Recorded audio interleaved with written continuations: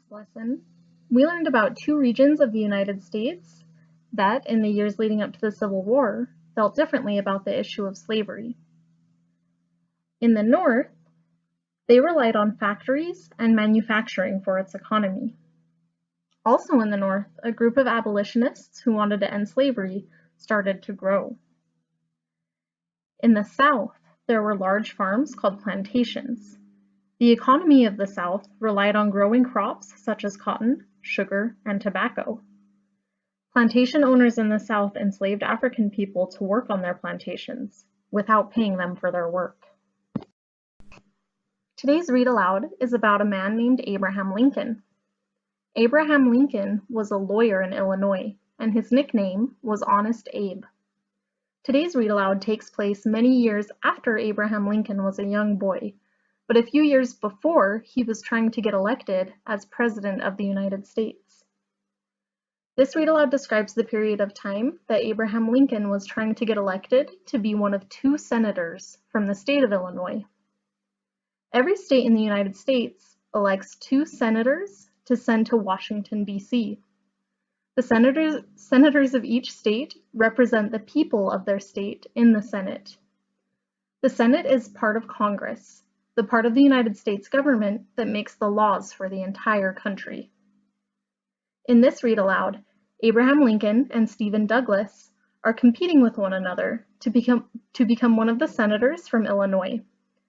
To do this, they travel around the state of Illinois discussing their differences in public and giving speeches about what each would do if he were elected. One of Lincoln's and Douglas's major differences is what each of them would do about slavery. Before we begin our story today, we're going to go over a few of our new vocabulary words. Expand. Expand means to spread out and become larger. For example, when you breathe in, your lungs expand to make room for all of the air that you're taking in. The opposite or antonym of the word expand is shrink. To shrink means to become smaller. If Joanna's birthday balloons are starting to lose their air, they would be shrinking and becoming smaller.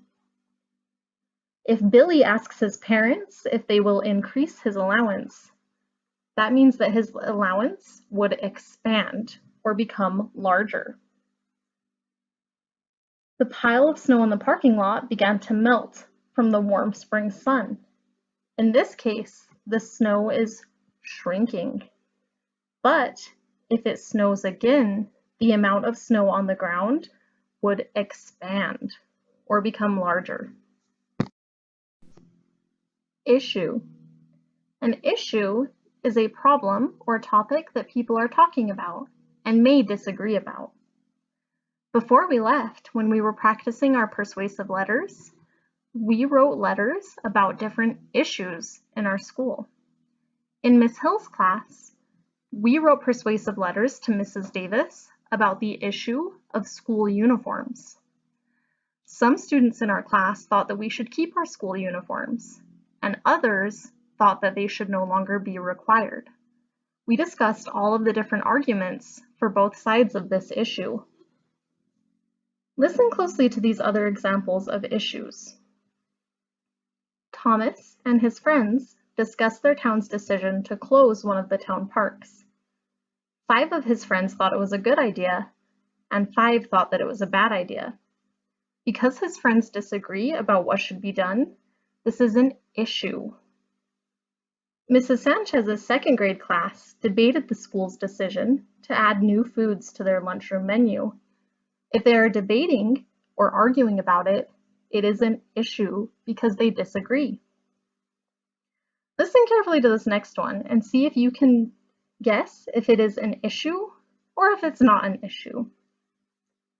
When our teacher asked whether we wanted to take a walk or listen to a story, we all said that we wanted to listen to a story. This example is not an issue because everyone agrees on a solution. Government. A government is a group of people who help lead a country, state, or other area and make and enforce laws for that area. Candidates. Candidates are people who run or compete against others for an office, prize, or honor. For example, the candidates for president talked about why they would be the best person for the job. Politicians. Politicians are people involved in the activities of a government and who compete as candidates to serve in the government. For example, the politicians gave speeches on the importance of education in their communities. Debates. Debates are discussions between two different sides. Debate is another word for argue. For example, Larry liked his social studies class because his teacher allowed debates, helping students understand two sides of an argument.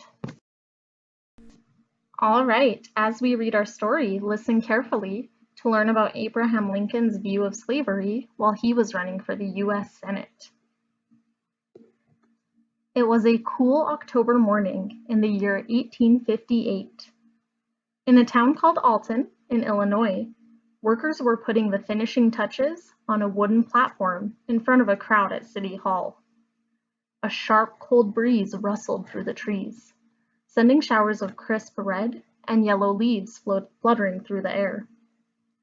Two of these men in the crowd were old friends, although they had not seen one another for a long time. One was a farmer. He was dusty after driving his horse and buggy all the way to town on dirt roads.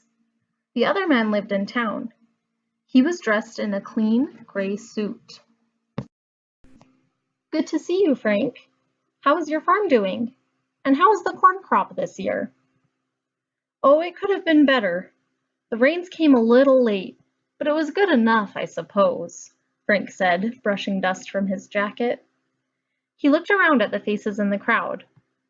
You know, Tom, I suppose it has been a lot longer than I thought since I have been to town, because I hardly recognize a single face in this crowd. That's because most of these people are not from around here, Tom said. I was just talking to a man from Kentucky, and I met others who say they had crossed the river from Missouri this morning. It seems odd to me that so many people are so eager to come and listen to two politicians from Illinois. Remember, politicians are part of a government, a group of people who help lead a country. Why do you think people would be so eager to hear these politicians? There's nothing strange about it, said another man who was standing nearby. Forgive me for interrupting, but I couldn't help but overhear your conversation. I'm William Foote, owner of the Daily Pentagraph newspaper out of Bloomington. I'll tell you, gentlemen, these two politicians are going to talk about a problem that impacts our entire country, from here to Boston and all the way to Texas. That is why people from outside Illinois are so interested in what they have to say. What problem do you think these politicians are going to be talking about if it's so important? Well, I'll tell you what I think, Mr. Foote, said Tom. The problem is not slavery. The problem is that the government wants to tell people how to live their lives. The fact of the matter is that people should have the right to decide for themselves whether slavery should be allowed in the state or allowed to expand or grow to new states. We don't need politicians in Washington, D.C. telling us what's best for folks in Missouri and Kansas and Texas, or Illinois for that matter. That's not how Mr. Lincoln sees things, said Mr. Foote. Lincoln says that he does not see how the United States can survive if half the country thinks slavery is wrong, and half the country thinks it is right. Remember, the northern part of the country, the North, thought that slavery was wrong, and the South thought that it should be allowed. We will see about that, said Tom. Our nation and its government have survived since July 4th, 1776, and slavery has been there all along. And we will all be fine as long as the government quits trying to tell everyone how to live their lives. Don't you agree, Frank? So Tom believes that slavery is acceptable if the people of a state say that it's legal or allowed by law. Frank thought for a minute and rubbed his chin. Honestly, I'm not really sure, Tom. I think this Lincoln fellow might have a good point when he says that slavery is tearing our country apart. But what do I know? That is why I've come here today, to try to get a better understanding. Well, you will not be disappointed, said Mr. Foote. I have been to each of their 6 previous debates or discussions, this one being the 7th and last before the Senate election next month, and I can tell you that you will not find 2 men who disagree more on the issue or problem of whether slavery should be allowed to expand. Remember, expand means to spread or to grow larger. Should slavery be allowed to expand to new states? That was the true heart of the debate. In 1858, when he was running for the Senate, Abraham Lincoln said he just wanted to stop slavery from spreading to new areas of the country in the West. In other words, Lincoln did not support abolishing or ending slavery where it already existed in the South. At that time, the United States was made up of the North, where slavery was illegal or not allowed by the law, and the South, where slavery was legal or allowed by the law. The United States was only just beginning to grow into a bigger country, spreading west across the Mississippi River. If it's spreading west and getting bigger, we could also say it was expanding. That wide and mighty river, flowing from Minnesota all the way down to the Gulf of Mexico, ran right past the town of Alton. Just across the river was the state of Missouri, which had only been a state since 1821. Slavery was legal in Missouri, as it was in the nearby state of Kentucky, but slavery was illegal in Illinois. There was a lot of land beyond Missouri, but there were not many states, at least not yet. A huge portion of that land was still divided into territories, regions that were organized with a government of their own, but were not yet a state or states under the national government. The Kansas Territory was one example. Lots of people were moving west to settle in Kansas, and it was on its way to becoming a new state. The people of Kansas would not be able to vote on whether or not to allow slavery to expand to their new state. However, the people in Kansas were divided on the issue of slavery. They were so divided, in fact, that the Kansas Territory was known for its severe fighting over whether slavery should be allowed. At last, the 2 candidates, Abraham Lincoln and Stephen Douglas, appeared on the stage. The crowd applauded and then settled down to listen to the debate. Both men had become rather famous over the past few months, not just in Illinois and surrounding states, but all over the country.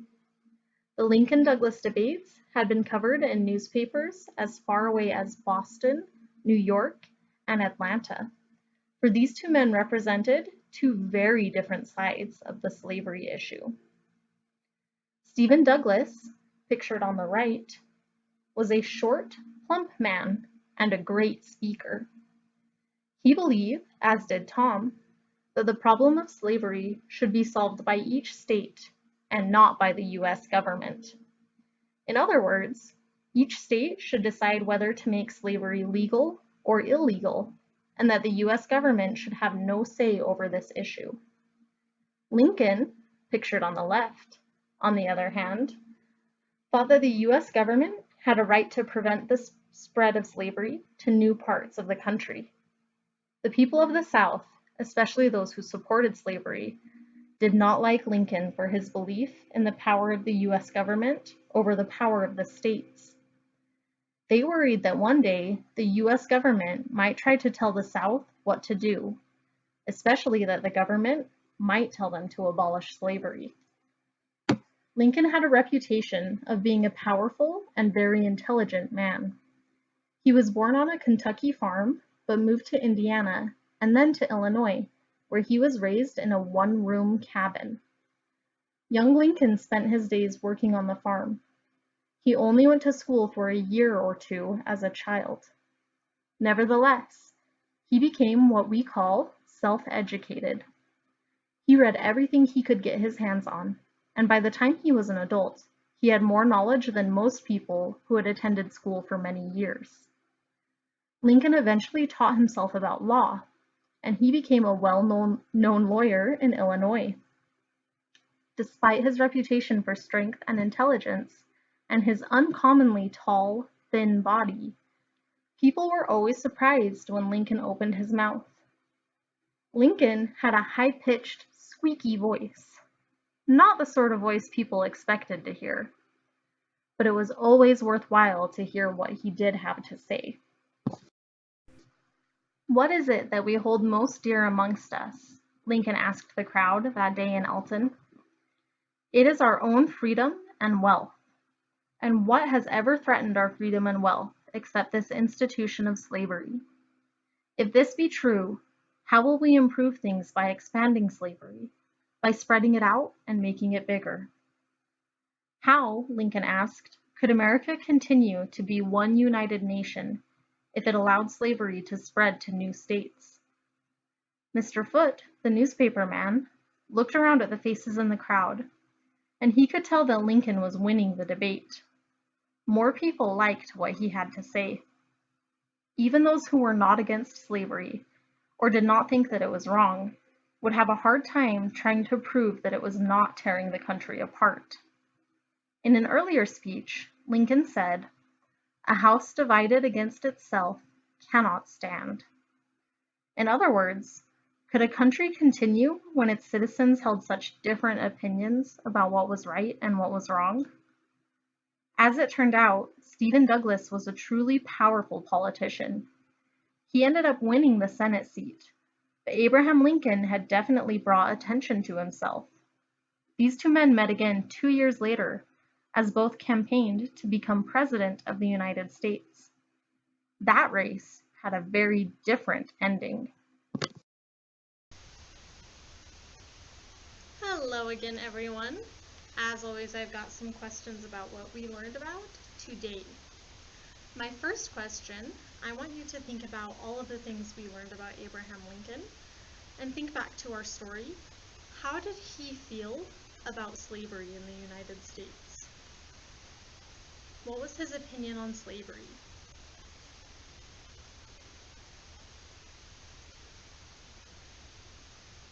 Remember, at this time, in some states it was illegal, and some people wanted it to continue, and in other states it was illegal, and others wanted to stop it everywhere in the U.S. Abraham Lincoln sided with those who wanted to end slavery. He thought that allowing some states to allow slavery and some states to outlaw it made the United States weaker. He thought that we had to be united in either allowing or stopping slavery, and he chose to stop it. What important things did Abraham Lincoln do as an adult?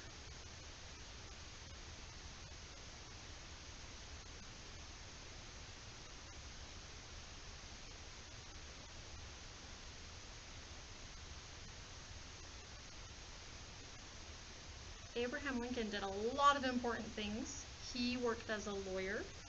He debated against Douglas for a seat in the Senate, and eventually became President of the United States. He also spoke out against slavery all throughout his political career. What did Lincoln do as a child that helped prepare him to be a good lawyer and debater?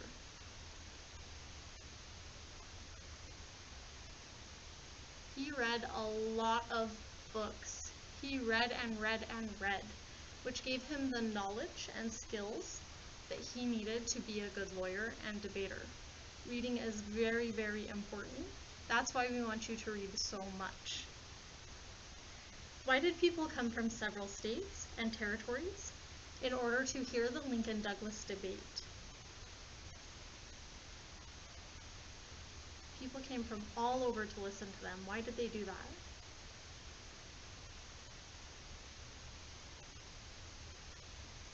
Those people wanted to hear their opinions on slavery. How did Lincoln feel about slavery again? Did he want it to extend into the new states that were being added? No. He wanted to stop it and did not want it to be allowed in the new states. Who did Mr. Foote think had won the debate? Did he think Lincoln or Douglas won? He believed that Lincoln won. Why did he think Lincoln won?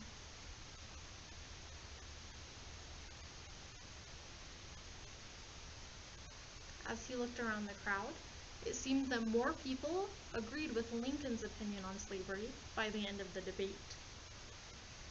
If you had been at this Lincoln-Douglas debate and you had had the opportunity to meet Abraham Lincoln, what would you have said to him or asked him? Turn and tell whoever is helping you today what you would have wanted to say to Abraham Lincoln or to ask him. When you are finished wrapping up that conversation, go ahead and open up the PDF that's attached to this assignment. We have got another Civil War journal entry. I'm going to jump on my computer and I'll show you what to do. Our journal entry today is going to be about Abraham Lincoln and his views on slavery. In our read aloud today, we learned about Abraham Lincoln and Stephen Douglas, who were running for a certain government office. What office were they running for?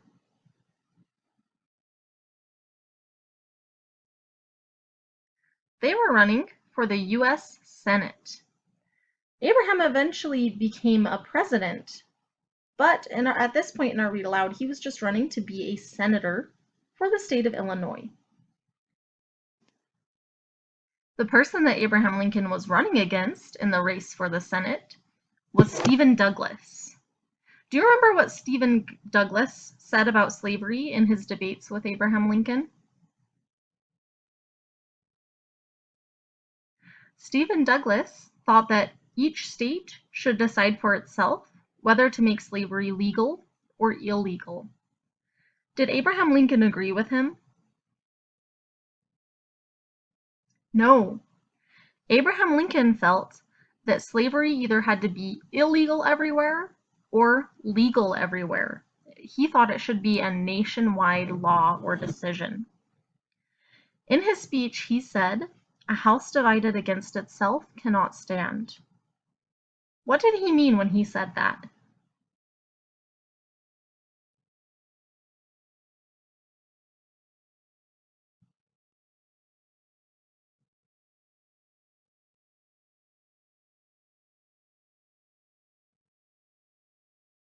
Lincoln meant that the nation would not be strong as long as there was this disagreement about slavery.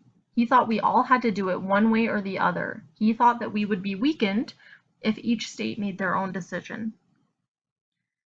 How did people in the South feel about Abraham Lincoln and his views on slavery?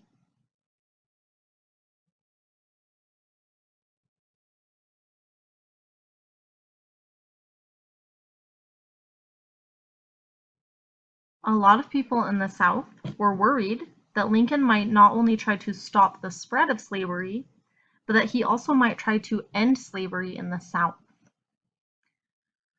All right, my friends, on this journal entry, like all of our journal entries, we're going to start with our sentences. You should have 3 to 5 complete sentences.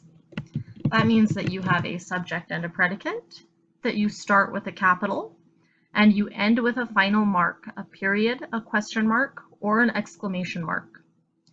Your 3 to 5 complete sentences should be about Abraham Lincoln's views on slavery.